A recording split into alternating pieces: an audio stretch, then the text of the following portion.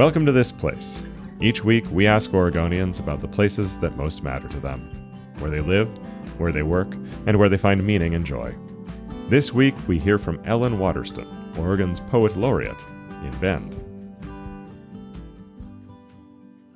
I am sitting in the middle of Oregon, in Bend, which is on the hem of the high desert, and that's just the beginning of the story.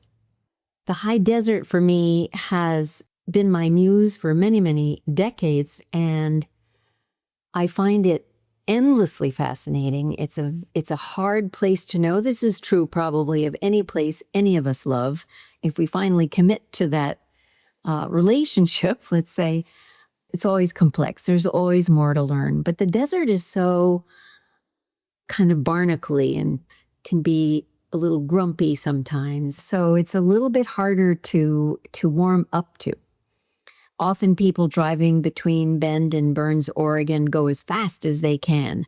It looks as though there's nothing there to recommend it. They just want to get to wherever they're headed, Sun Valley or something very different. But I feel very lucky that I've gotten to know this desert, and as I say, it shows up in my work in one form or another, generally speaking. I first came to this desert originally being from New England, so go figure. But my husband, who had preceded me to the west, persuaded me that we should just head west and ranch.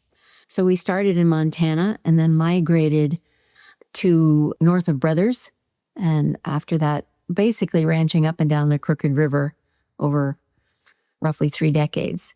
So that's what, quote, brought me here. And what keeps me here is, as I say, this enduring fascination and really a different perspective on the desert now than I had as a rancher.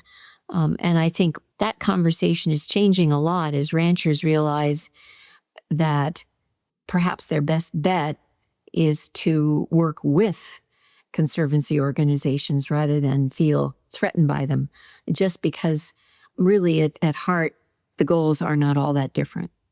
The way that I see the desert has changed both because I've become more knowledgeable about it and because my relationship to it isn't from the perspective of when are we calving this year?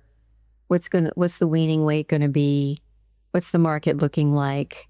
Oh no, it rained when the hay was cut and lying on the field, that kind of preoccupation, which, by the way, when nature kind of dictates your schedule, there's nothing like it, right?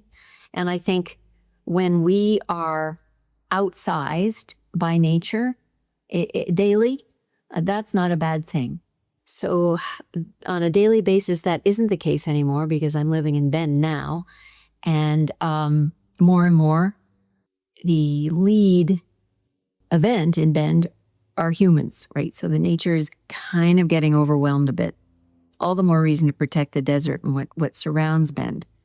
So my perspective has changed to one of both protecting working lands and wild lands. And that's not my phrase. That's a phrase embraced by the Oregon Desert Land Trust that is based in Bend.